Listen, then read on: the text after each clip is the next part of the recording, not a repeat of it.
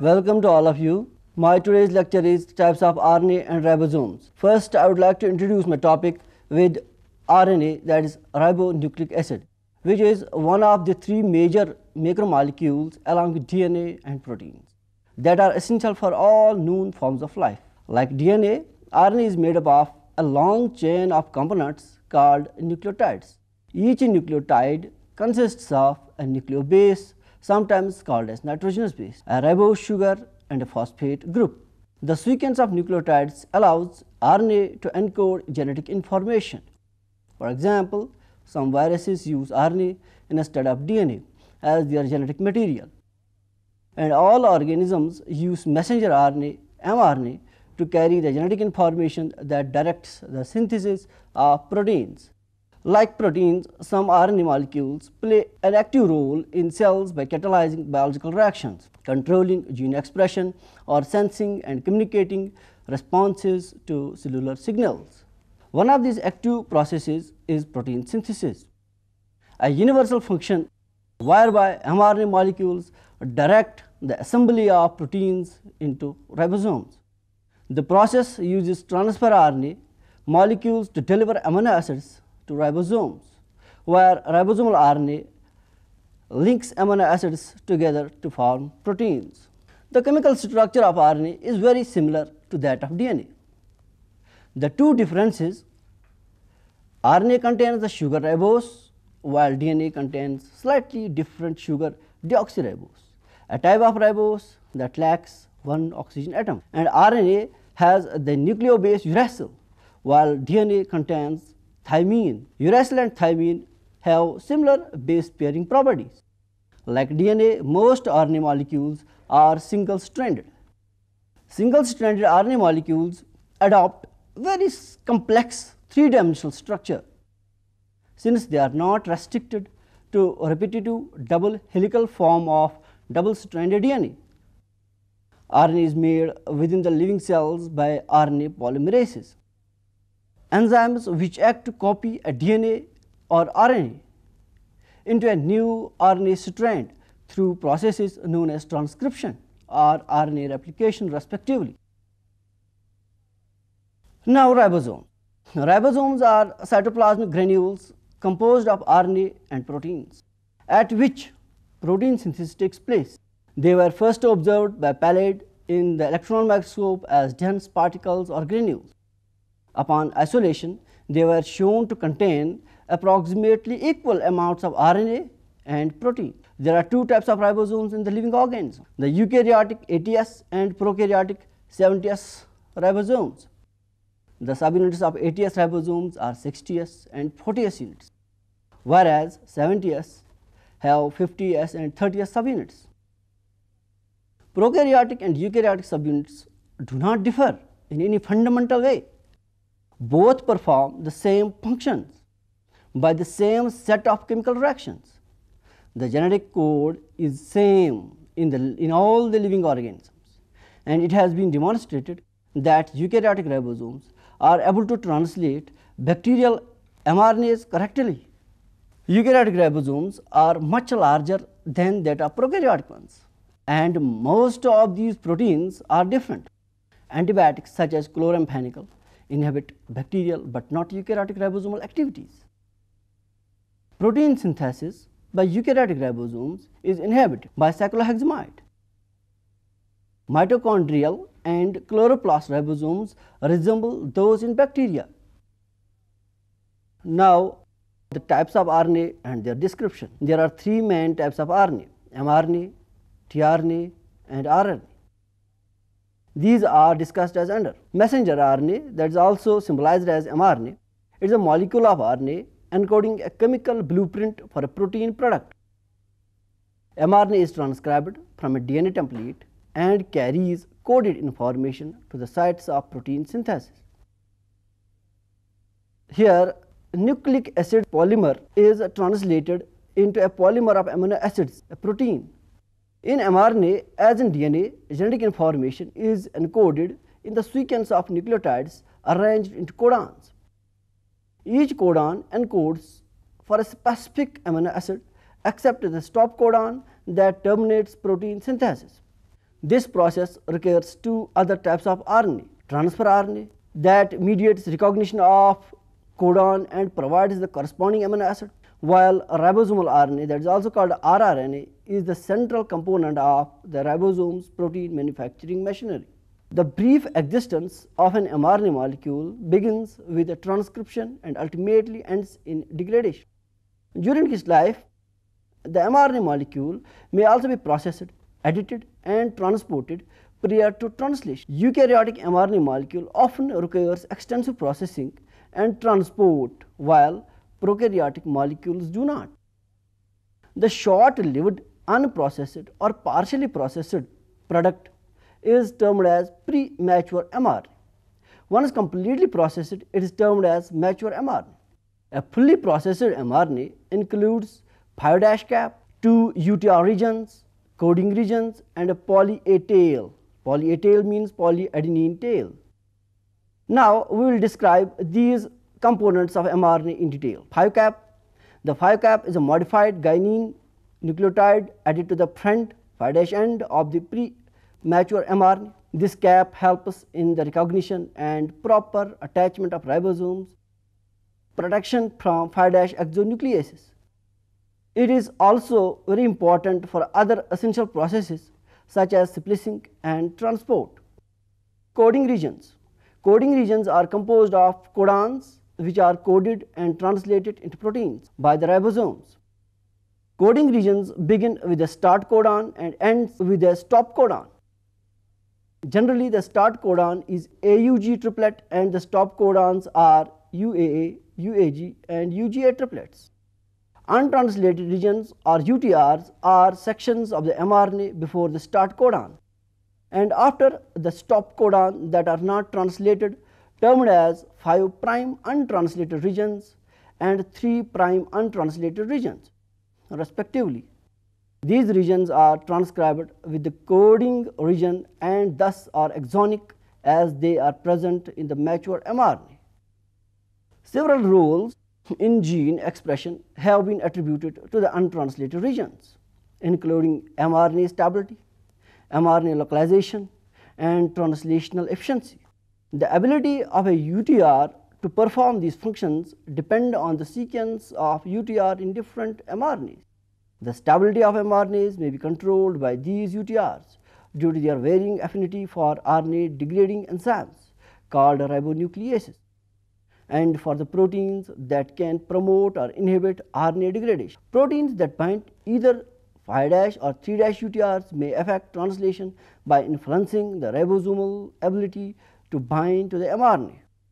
Cytoplasmic location of mRNA is thought to be the function of 3' UTR. Proteins that are needed in a particular region of the cell can actually be translated there. In such a case, the 3' UTR may contain sequences that allow the transcript to be localized to this region for translation. Polyadenine tail. The 3' polyadenine tail is a long sequence of adenine nucleotides, often several hundred, added to the 3' end of the premature mRNA. The tail promotes export from the nucleus and translation and protects the mRNA from degradation. Transfer RNA. Transfer RNA is a small RNA molecule, usually about 73 to 95 nucleotides, that transfers a specific active amino acid to a growing polypeptide chain at the ribosomal site of the protein synthesis. It has the 3 terminal sites for amino acid attachment. This attachment is a covalent linkage which is catalyzed by an amino acyl tRNA synthetase. It also contains a 3 base region called the anticodon that can base pair to the corresponding 3 base codon region on mRNA. Each type of tRNA molecule can be attached to only one type of amino acid because the genetic code contains multiple codons that specify the same amino acid. tRNA molecules bearing different anticodons may also carry the same amino acid. The structure of tRNA can be described into its primary structure, its secondary structure, usually visualized as clover leaf structure, and its tertiary structure. All tRNAs have similar L-shaped 3D structure that allows them to fit into P and A sets of the ribosomes. The clover leaf structure becomes the 3D L-shaped structure, which is a common RNA tertiary structure. Various components of tRNA are as under. The 5' terminal phosphate group. Number next is the acceptor system is a 5-7 base pair system made by the base pairing of the 5 terminal nucleotide with 3' nucleotide terminal, which contains the CCA 3' terminal group used to attach the amino acid. The acceptor system may contain non-Watson-Crick base pairing. Number next is CCA tail is a cytosine adenine sequence of the 3' end of the tRNA molecule. This sequence is important for the recognition of tRNA by enzymes critical in translation. In most prokaryotic tRNAs and eukaryotic tRNAs, the CCA sequence is added during processing and therefore does not appear in the tRNA gene. It is involved in the process of amino acylation. That is, a specific amino acid is added to the CCA 3' end of the tRNA by the formation of covalent bond catalyzed by the enzymes amino acyl tRNA synthetase. There is normally a single amino acyl tRNA synthetase for each amino acid, despite the fact that there can be more than one tRNA and more than one anticodon for an amino acid. Recognition of the appropriate tRNA by the synthetase is mediated solely by the anticodon, but the acceptor system often plays a prominent role. The DRM is a 4 base pair system ending in a loop that often contains dihydrouridine. The anticodon RM is a 5 base pair system whose loop contains the anticodon. The anticodon is a unit made up of 3 nucleotides that corresponds to the 3 bases of the codon on the mRNA. Each tRNA contains a specific anticodon triplet sequence that can base pair to one or more codons for an amino acid. For example, the codon for lysine is AAA. The anticodon of that lysine tRNA might be UUU. Some anticodons can pair with more than one codon due to the phenomenon known as Weibull base pairing. In this type of pairing, only 2 bases of the triplet determines the specificity for the amino acid to be decoded, whereas the 3rd base of the triplet can be any of the 4 bases. For example, the amino acid glycine is coded by any of these codon sequences like GGU, GGC, GGA and GGG. The tRM is a 5 base pair system containing the sequence T-Psi RM, where Psi is a pseudouridine. Bases that have been modified, especially by methylation, occurs at several positions throughout the tRNA. Now, ribosomal RNA. Ribosomal RNA or rRNA is the RNA component of the ribosome, the protein manufacturing organelle of all the living cells. Ribosomal RNA provides a mechanism for decoding mRNA into amino acids and interacts with tRNAs during translation by providing peptidal transferase activity. The tRNAs bring the necessary amino acids corresponding to the appropriate mRNA codon. Now, non-coding RNA. There are certain other RNAs in addition to main RNAs. These are known as non-coding RNAs. These are not translated into proteins. Less frequently used synonyms for non-coding RNAs are non-protein coding mRNAs, non-messenger RNAs, small non-messenger RNA and functional RNA. The term small RNA or sRNA is often used for small bacterial ncRNAs. The DNA sequences from which a non-coding RNA is transcribed, often called as RNA gene or non-coding gene. The structure and function of ribosomes. Ribosomes are tiny particles about 200 angstrom. Each ribosome is composed of both proteins and RNA. In fact, it has approximately 37 to 62% RNA and rest are made up of proteins. The RNA present in the ribosomes are obviously called ribosomal RNA. and they are produced in the nucleolus, which is a prominent globular structure in the nucleus. The ribosomes fall into two categories: those that are free to roam in the cytoplasm and those that are attached with the membranes of endoplasmic reticulum, thus causing a rough surface. Although the two kinds of ribosomes play similar roles in translating mRNA to produce proteins, the ribosomes in the cytoplasm allows its proteins to roam about freely, while the bound ribosomes transfer their functional proteins into the endoplasmic reticulum. In addition, ribosomes are located within the mitochondria and in the chloroplast. These are spherical particles composed of two subunits, a large and a small. In eukaryotes, the coefficient of ribosomes are 80s, which are divided into 60s for the large and 40s for the smaller subunits.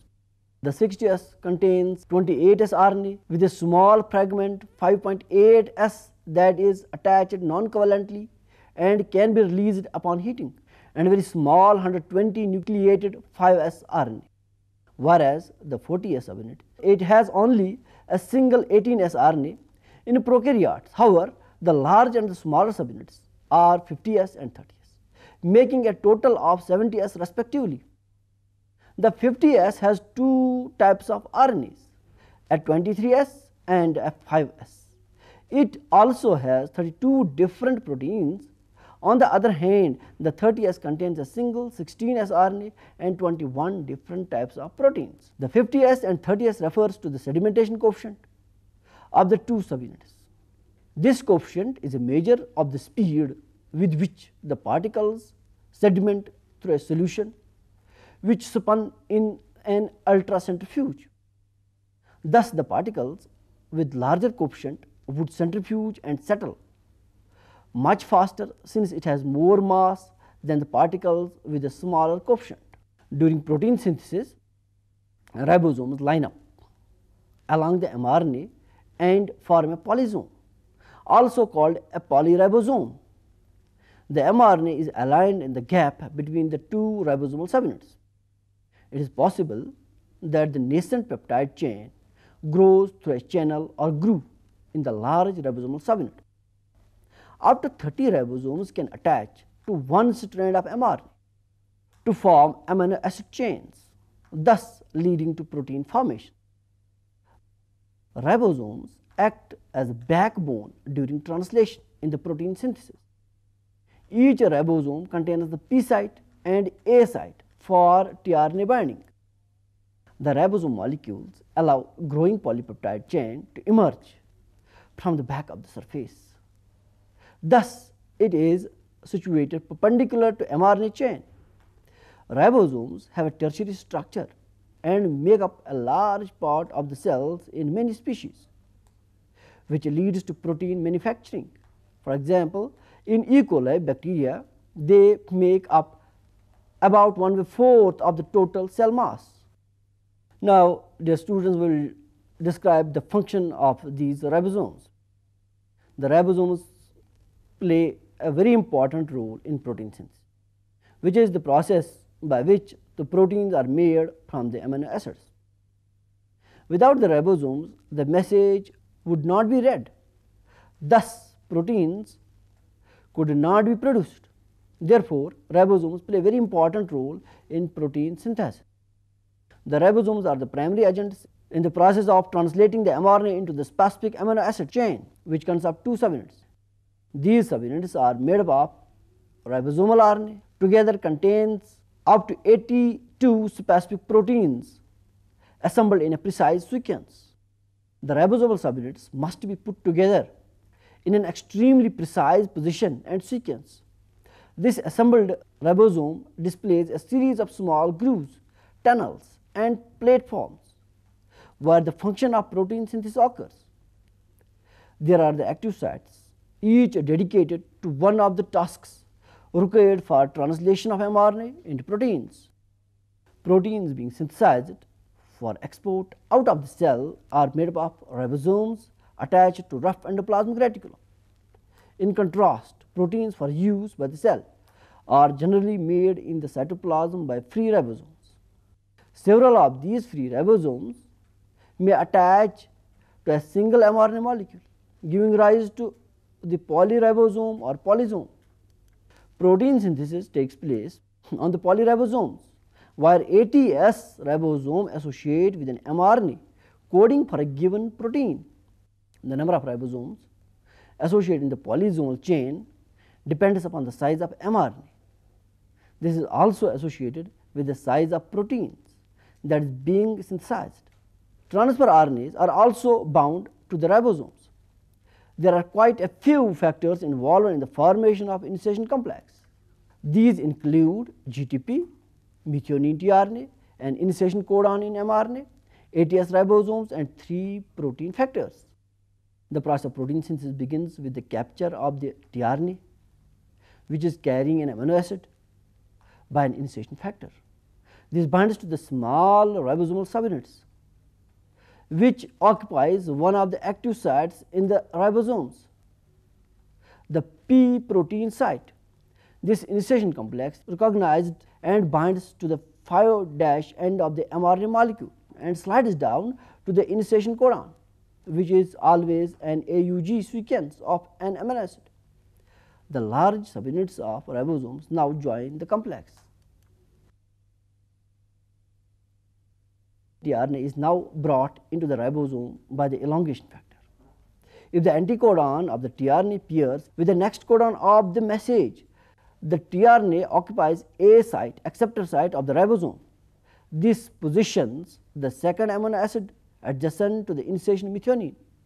Then an enzyme, peptidyl-transferase, which is the part of large ribosomal subunits, mediate the separation of first amino acid and its tRNA, and the formation of a peptide bond between the initial methionine and the amino acid is formed. The P site is now occupied by an uncharged tRNA molecule. The ribosome will now move down the mRNA by one codon, a process known as translocation. This movement shifts the growing polypeptide chain to the P position and results in an empty A site, where a new charged tRNA can enter and pair by forming a hydrogen bond between the codons and the anticodon.